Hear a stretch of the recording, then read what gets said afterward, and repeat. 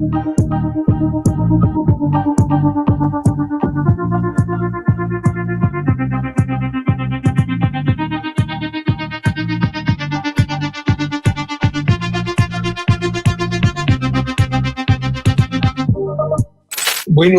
es uno de los frentes en los que la oposición reaccionaria y corrupta ha estado golpeando a la 4T, argumentando que la 4T es regresiva en materia ambiental y en materia energética, que somos unos quemadores de carbón y de petróleo y de combustóleo, que no vamos a cumplir la Agenda 2030 de la ONU en materia de climática y de reducción de emisiones, etcétera. ¿Qué hay detrás de todo esto? Pues detrás de todo esto lo que hay es el afán por defender un modelo profundamente depredador y corrupto de saqueo del sector energético nacional. Vamos a ver, concretamente hablando de electricidad, cuando Lázaro Cárdenas funda la Comisión Federal de Electricidad, lo hace porque las empresas privadas no estaban interesadas en brindar un servicio a la población, sino en ganar dinero.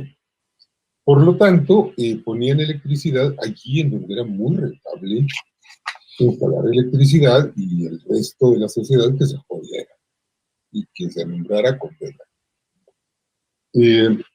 Ante esto, el general Cárdenas asume que hay una obligación, un deber de Estado para el bienestar de la población y para el desarrollo del país, de llevar electricidad a todos los rincones de México. Y así empieza, así arranca la Comisión Federal de Electricidad con ese propósito, de dar cobertura lo más amplia posible, y así se desarrolla la CFE en los tiempos postcardenistas, con la construcción de grandes hidroeléctricas, con la construcción de termoeléctricas, ahí donde no se puede generar electricidad porque no hay corrientes de agua, y se crea un sector energético que es nada más público, que no tiene participación de los privados en sus partes medulares, porque los privados no servían para generar electricidad.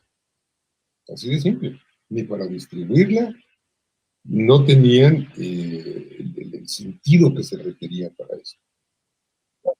Y entonces se crea una gran infraestructura nacional, de gran escala, se crea un sistema eléctrico tan complejo, fíjense ustedes, esto José Antonio lo sabe perfectamente, el sistema eléctrico nacional es una máquina tan complicada que tiene que generar exactamente la misma cantidad de energía que se consume en el momento que se consume, ni más ni menos, porque si no hay descontrol. Es decir, grosso modo, así opera, y pues esto implica un patrimonio enorme del país. En un momento, saludos Alberto, Guillermo, ¿qué tal? En algún momento, el modelo neoliberal lo que se propone es canibalizar este gran sector. Hola, Diego.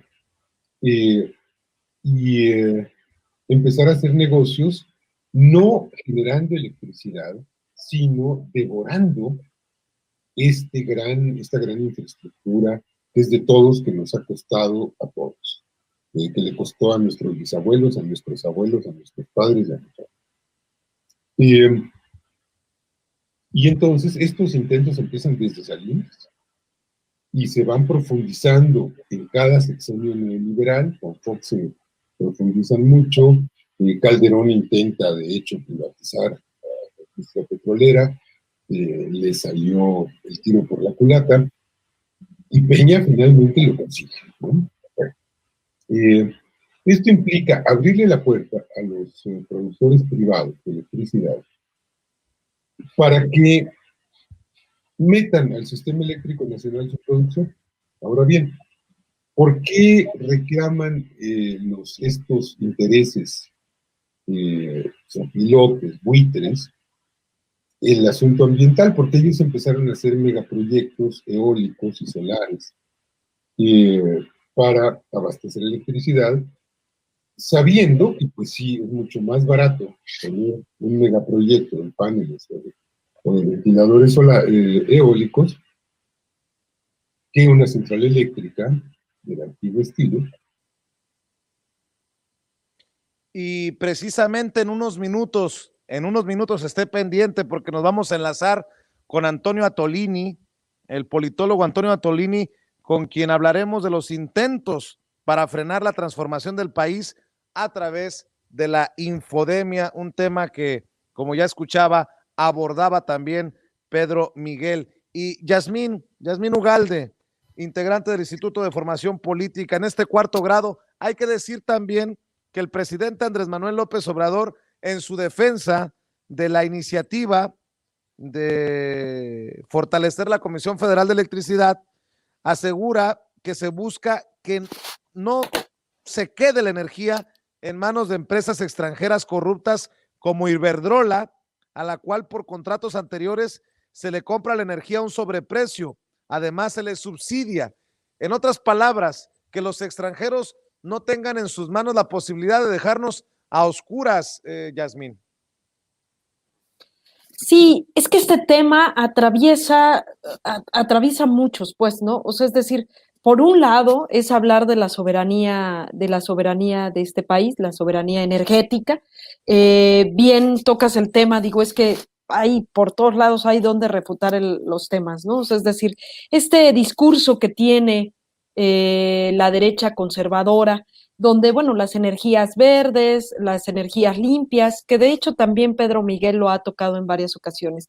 Es decir, no es casualidad que se toquen estos temas, siendo que precisamente esta empresa que acabas de mencionar, Iberdrola, es la empresa generadora de electricidad eólica más grande del mundo.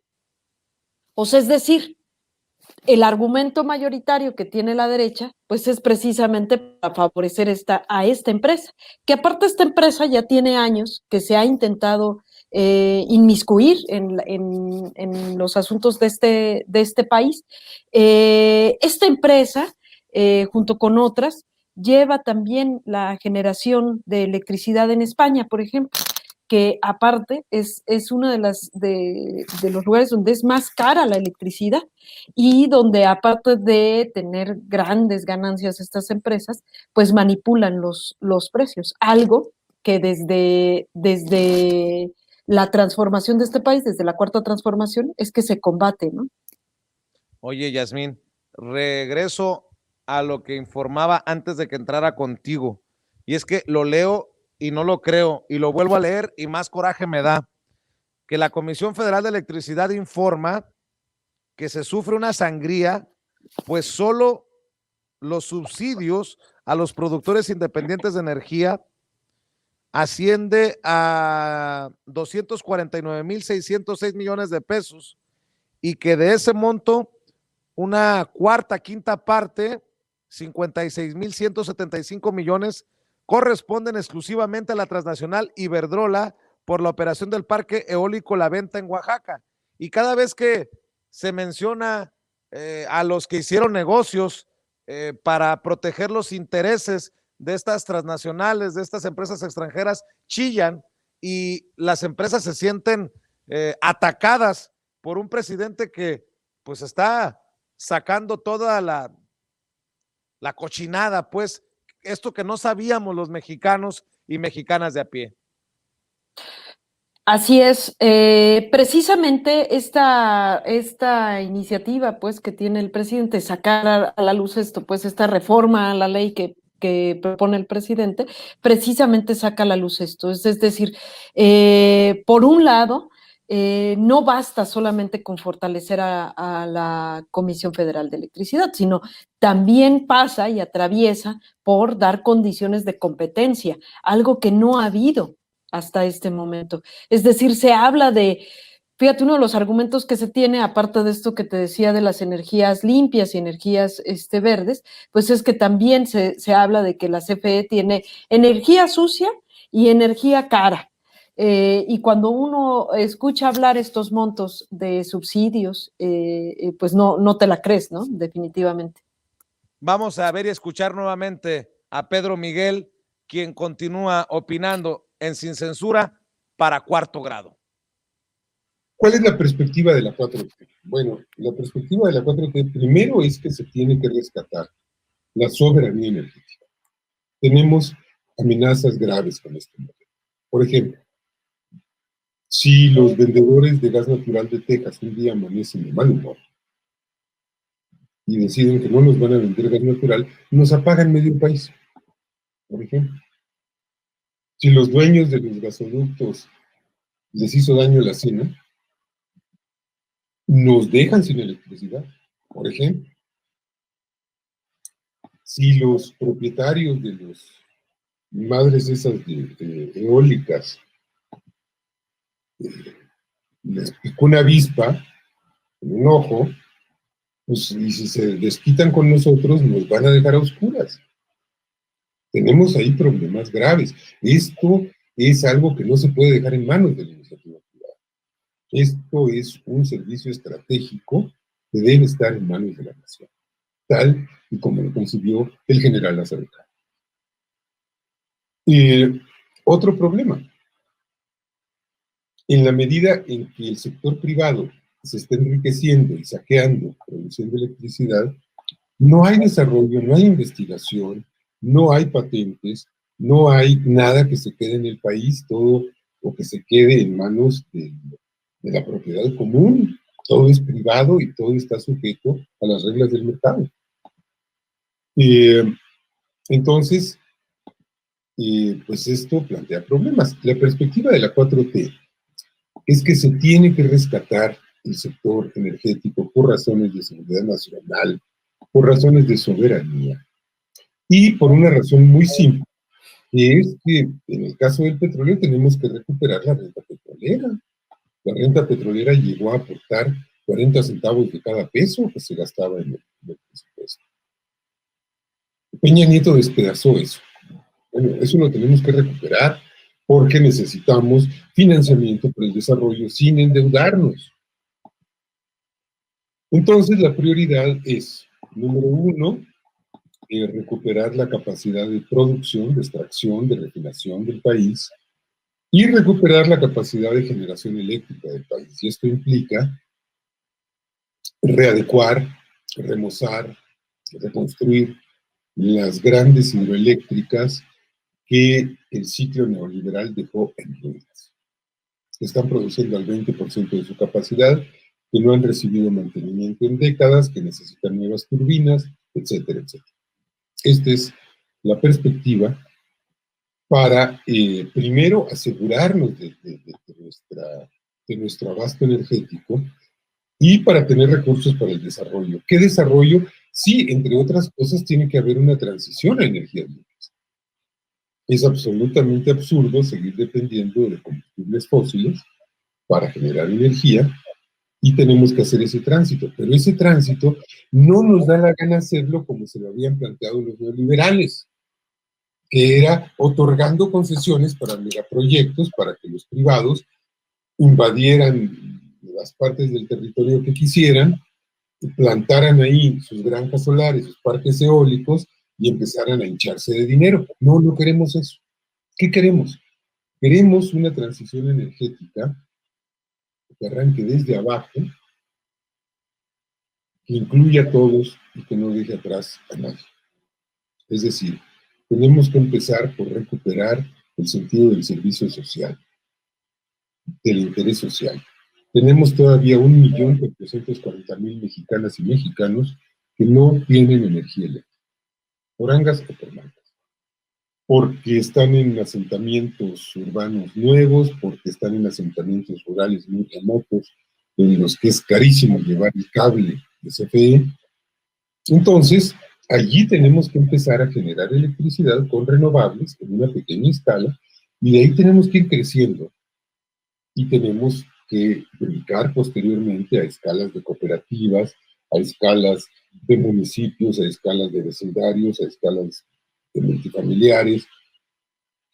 para empezar esa transición energética, brincar de la baja a la media tensión y luego a la alta tensión, y allí habrá todo el chance del mundo para el sector privado, para que el sector privado participe, pero tenemos también que vincular esa transición con la reindustrialización del país.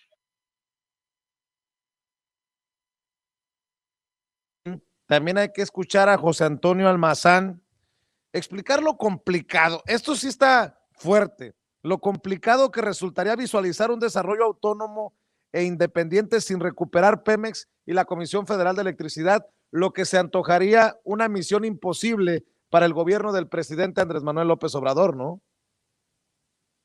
Así es que, como bien te decía, atraviesa una bandera que tiene el proyecto mismo que encabeza el presidente. O sea, es decir, es impensable. Ahorita que escuchaba a Pedro Miguel, recordaba algo. Él como buen periodista, historiador, que nos logra narrar, ¿no? O sea, nos remonta a momentos históricos. Es importante, si bien recordar a Lázaro Cárdenas y lo que nos decía en la primera intervención Pedro Miguel, también pensar en nuestra historia hace muy corto plazo, ¿eh? Estamos hablando de hace unos años, en el 2008, cuando Felipe Calderón también intentó,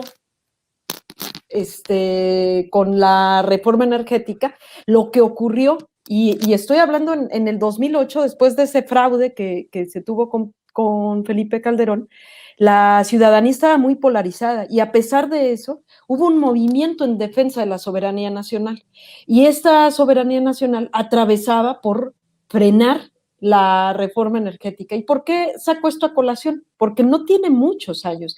La actual jefa de gobierno estaba al frente de una de las brigadas más importantes que tuvo este movimiento, y este movimiento en defensa de la soberanía nacional trató de revertir esta iniciativa que tenía de reforma energética, se logró frenar y se logró frenar precisamente poniendo en debate a la ciudadanía. Se hizo una consulta que se llamó que nos pregunten a todos. La actual jefa de gobierno iba a la cabeza de una de las brigadas que le llamaban Adelitas, que eran puras mujeres que salían a las calles a platicar sobre la reforma energética. Es decir, es un tema que aparte que tiene años, que ya está estudiado, ya está debatido. El presidente, que nace también con este movimiento en defensa de la soberanía nacional, pues, o sea, nada más lo está llevando a cabo, lo está ejecutando. Esto ya se lo preguntamos a la ciudadanía, este tema ya se habló. Es decir, pues lo que pasa es que la oposición se sigue tratando de aferrar de los únicos espacios que todavía tiene, ¿no? Y hay que agregarle a esto que siempre terminamos en la lucha contra la corrupción. El presidente Andrés Manuel López Obrador ha dicho hoy en la mañanera que al combatir la corrupción en el país hay recursos para adquirir las vacunas contra el COVID-19 y continuar con las obras prioritarias. Y afirmó que en lo que va de su gobierno en el combate a la corrupción se tiene un ahorro de 1 billón con B de pesos. Eso también es parte de esa lucha contra la corrupción, Yasmín, antes de escuchar la siguiente participación. Así es, pues es que cuando se tiene un discurso como el que tiene el presidente, que dice, mi gobierno está con la lucha contra la corrupción, a eso se refiere, llenar ese discurso, son estas acciones. Lo que pasa es que, bueno, pues nadie quiere ver tocados sus intereses, ¿no? Al parecer. Vamos a ver y escuchar precisamente la opinión de otro experto, José Antonio Almazán, hablando de cómo sacar adelante desde el gobierno esto, obviamente con la recuperación de Pemex y la Comisión Federal de Electricidad. Entonces sabemos lo que es la generación limpia, lo que son las generaciones limpias en el campo de la industria eléctrica. No, el gobierno de López Obrador, al contrario, busca impulsar la generación limpia, la generación hidroeléctrica que fue abandonada para privilegiar las plantas de ciclo combinado, ¿sí?, que se mueven con diésel, con turbogás, etcétera, pero que están la gran mayoría en manos privadas. Esa es la realidad. A CFE la limitaron en el crecimiento de sus plantas de generación, le abrieron a través de los permisos al capital privado internacional su presencia en la generación eléctrica, y el desastre lo tenemos actualmente y de él queremos salir. Por eso es correcto el término de esta convocatoria que se dice el rescate energético en Pemex, y en este caso que estamos abordando, Comisión Federal de Electricidad. ¿Por qué? Porque es muy complicado visualizar un desarrollo autónomo, un desarrollo independiente en México, si no recuperamos esas dos grandes palancas de desarrollo que es el petróleo y la electricidad. Tenemos una deuda pendiente con los pueblos originarios, con las comunidades y los pueblos indígenas. Ahí no llega la electricidad. Se los digo por propia experiencia. Nosotros hace algunos años, por iniciativa propia como trabajadores electricistas, fuimos a electrificar zonas zapatistas, ¿sí?, que no conocían la energía eléctrica, metidos en la sierra, en el monte, en la montaña, ¿sí? Y desafortunadamente, cuando se habla de ese 2% de la población total en México, hay que decir que son básicamente los pueblos y las comunidades originarias, los pueblos indígenas. Con ellos tenemos una deuda que saldar, y esa deuda no la va a saldar el capital privado. Esa deuda la va a saldar Comisión Federal de Electricidad como instrumento del gobierno de México para que realmente podamos poner la bandera blanca de la electrificación en todo el territorio nacional al 100%. ¿Y para qué más? La electricidad tiene un componente del que poco se ha hablado. Las redes eléctricas son conductores excelentes para que el Internet llegue a las regiones más apartadas del territorio nacional, para garantizar que esas redes se conviertan en redes de Internet gratuito y al alcance de todas y de todos los mexicanos, ¿sí?, para que realmente la electricidad, sobre todo la que se dedica a la producción agrícola, detone un desarrollo que no quede en manos de las grandes corporaciones que solamente vienen a experimentar con nosotros con sus cultivos transgénicos, sino para incentivar, ¿sí?, la producción, la electricidad, la producción de granos, de alimentos básicos para la población. Y me detengo ahí porque la temática, cuando se habla de qué usos tiene la electricidad para potenciar el desarrollo industrial, es enorme. Ahora imagínense ustedes combinar electricidad y petróleo en petroquímica básica, en petroquímica secundaria o terciaria. Es un boom, ¿sí?, es un boom de desarrollo, y hacia eso se orienta el concepto de soberanía energética. Ojo, no lo digo yo, ustedes lo pueden consultar en ese documento que, como otros, pasan ignorados, pasan de noche, que se llama el Plan Nacional de Desarrollo, en donde la 4T apunta sus ejes centrales, sus directrices fundamentales de qué se entiende por un desarrollo económico y social sustentable en un marco de libertad, de justicia y democracia. Para mí, esa totalidad, esa visión globalizante es rescatar la soberanía energética. Yasmín Ugalde, ¿con qué cerraríamos esta noche, Cuarto Grado? Pues mira, coincidir primero que nada con José Almazán, que aparte pues nos habla desde una mirada muy cercana. Él estuvo en el sindicato mexicano de electricistas, es decir, conoce el tema de cerca. Nos abre un panorama interesante en pensar que cuando hablamos de electricidad mezclada con petróleo, mezclada con internet, ¿te puedes imaginar lo que es eso? O sea, hablar de telecomunicaciones, hablar de la comunicación más allá, por supuesto, atraviesa millones de intereses que no lo podemos ver solamente como el desempeño que tiene la Comisión Federal de Electricidad. o en este caso Pemex. Va mucho más allá y pensar en el rescate de esto, por supuesto que sí, atraviesa aceptar que viene de un abandono total estas dos empresas, que es parte del compromiso que tiene el presidente y que hizo con la ciudadanía que votó por él en 2018. Es, creo que, importante verlo así. Nada más de manera breve, citaría también a Pedro Miguel, que ha planteado que lo que pasa es que hay una crítica fuerte del presidente porque está siendo tan congruente, es decir, quisieran que hubiera ganado el presidente de la República y que llevara a cabo el proyecto de MIT o de Anaya, siendo que lo que ganó sí es el personaje, pero también ganó el proyecto que él representa.